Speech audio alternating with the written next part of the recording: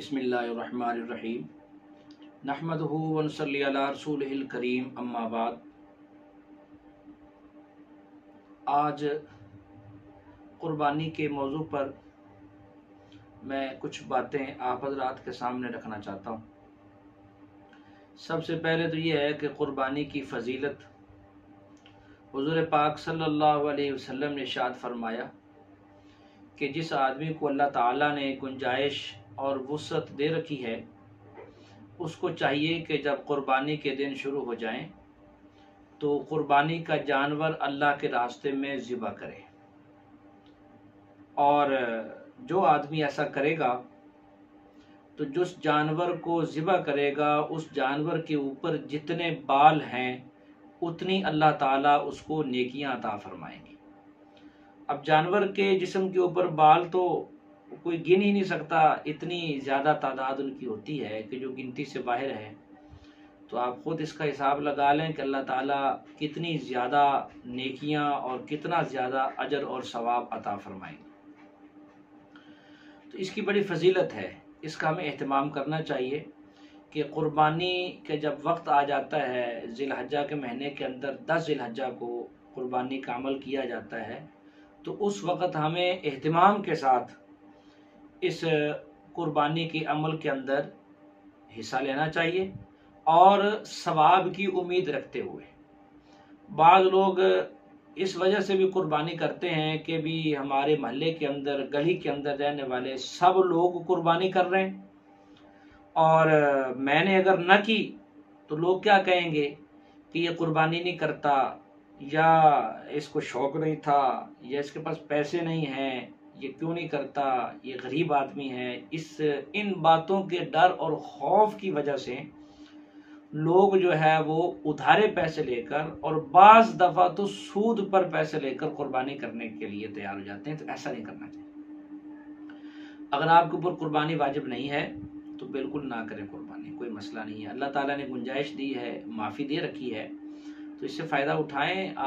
جو لوگ قربانی کریں گے وہ آپ کو بھی آپ کا حصہ پہنچا دیں گے۔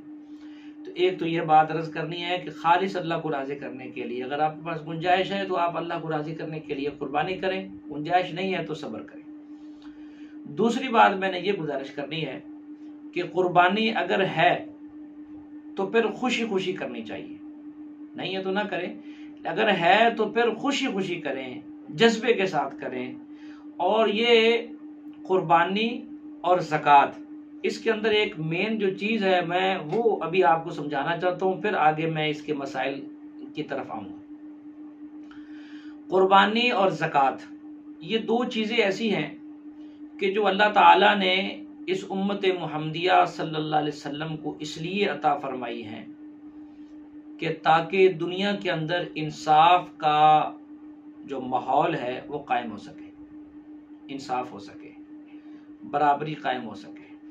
اگر دنیا کے اندر اللہ تعالیٰ تمام لوگوں کو امیر اور مالدار پیدا کر دیتے، کوئی بھی غریب نہ ہوتا، تو ایسا اللہ تعالیٰ کے نزدیک تو کوئی مشکل نہیں ہے،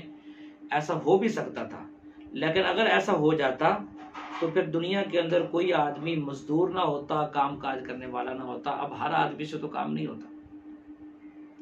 اللہ تعالیٰ نے یہ سسٹم اس طرح کا بنایا ہے، اتنا خوبصورت سسٹم بنایا ہے کہ کچھ لوگ مالدار ہیں، کچھ لوگ غریب ہیں۔ غریب مزدوری کرنے کے لیے تیار ہو جائے گا، مالدار پیسہ لگانے کے لیے تیار ہو جائے گا، اور دونوں کو فائدہ ہو جائے گا۔ اس کا مکان بن گیا، اس کی مزدوری ہو گئی، اس کے پاس بھی پیسے آ گئے۔ اسی طرح اللہ تعالیٰ نے فرمایا کہ جو مالدار لوگ ہیں وہ بے شک اپنا مال کمائیں اور جتنا بھی زیادہ زیادہ کمائیں، کوئی مسئلہ نہیں ہے، لیکن وہ زکوٰۃ ضرور ادا کریں، قربانی ضرور کریں، تاکہ جب وہ زکوٰۃ ادا کریں گے تو غریب لوگوں کے پاس بھی کچھ نہ کچھ پیسہ چلا جائے گا، ان کی بھی گزر اوقات بآسانی ہو سکتی ہے۔ اسی طرح جب قربانی کریں گے تو قربانی کا جو دن ہوتا ہے 10 ذی الحجہ کا دن، یہ اللہ تعالیٰ کی جانب سے مہمانی کا دن ہوتا ہے، یعنی اس دن اللہ تعالیٰ فرما رہے ہیں کہ میں میزبان ہوں اور پوری حضور پاک صلی اللہ علیہ وسلم کی امت جو ہے وہ میری مہمان ہے۔ جب اللہ تعالیٰ میزبان ہوں اور ساری امت اللہ تعالیٰ کی مہمان ہو تو پھر آپ خود اندازہ لگائیں کہ جو آدمی اس کے اندر خرچ کر کے قربانی کرے گا وہ گویا کہ اللہ تعالیٰ کی جانب سے غریبوں پر جو ہے وہ گوشت دے رہا ہے ان کو، اور ان کے گھروں کے اندر آج کے دن اچھا گوشت پکے گا، دعوت ہوگی، تو یہ اللہ تعالیٰ کی طرف سے مہمانی ہے جو اس امت کے غریب لوگ بھی اس دن گوشت کھا رہے ہوں۔ تو اس لیے اس کا اہتمام اس لحاظ سے بھی ضروری ہے۔ اللہ تعالیٰ اس کی فضیلت بہت بڑی عطا فرمائیں گے جب اللہ تعالیٰ کی جانب سے مہمانی کا دن ہو اور ہم اس کے اندر ذریعے کے طور پر استعمال ہو جائیں، تو اس کا ہمیں اہتمام کرنا چاہیے۔ اور اس کے ساتھ ساتھ عید الاضحیٰ کے دن جو قربانی کے لیے جو چیزیں ضروری ہیں ان میں ایک چیز تو یہ ہے کہ صبح سویرے جلدی اٹھنا اور اٹھ کر مسجد میں جا کر فجر کی نماز باجماعت ادا کرنا، پھر وہاں سے واپس آنے کے بعد غسل کرنا، اگر نئے کپڑے میسر ہوں تو نئے کپڑے پہن لینا، اگر نیا میسر نہ ہو سکے تو جو آپ کے پاس دھلے ہوئے صاف ستھرے بہترین قسم کے کپڑوں میں سے جو اچھے موجود ہیں وہ پہن لیں، خوشبو لگائیں، مسواک کریں، اور غسل کر کے تیاری کر کے آپ یہاں سے اپنے گھر سے پیدل عیدگاہ کی طرف روانہ ہو جائیں۔ اور پیدل جانا زیادہ اچھا عمل ہے، باقی اگر عذر ہو تو سواری کا بھی استعمال کیا جا سکتا ہے۔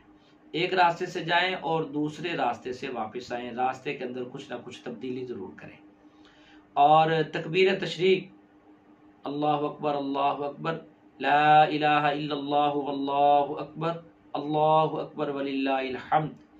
یہ تکبیر تشریق ہلکی اونچی آواز میں پڑھتے ہوئے جائیں، ہلکی اونچی آواز میں پڑھتے ہوئے واپس آئیں۔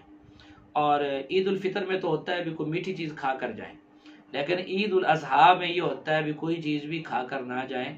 عید الاضحیٰ کی نماز ادا کریں، پھر واپسی آ کر قربانی کا جانور ذبح کریں، ذبح کرنے سے جو گوشت وہاں سے حاصل ہوگا اس میں سے سب سے پہلے پکائیں اور پکا کر اسی سے جو ہے وہ کھا کر اپنی بھوک کو مٹانے کا بندوبست کریں۔ لیکن اگر کسی آدمی کو زیادہ بھوک لگی ہے یا قوت برداشت نہیں ہے، یا جیسے آج کل لوگ مریض ہیں، شوگر کے مریض ہیں یا کس طرح کا، تو ان کو بھوک جلدی لگ جاتی ہے، تو وہ بھی جو ہے کوئی نہ کوئی چیز استعمال کر سکتے ہیں، کھا پی سکتے ہیں، کوئی ممانعت نہیں ہے۔ ایسا کرنا صرف مستحب کے درجے کے اندر ہے۔ اور باقی آگے جو قربانی کرنے کا جو طریقہ ہے اور جانور کو کیسے ذبح کرنا ہے، یہ انشاءاللہ میں اپنی دوسری ویڈیو کے اندر، دوسرے حصے کے اندر اس کا تذکرہ کروں گا۔ اللہ تعالی ہم سب کو عمل کرنے کی توفیق عطا فرمائے۔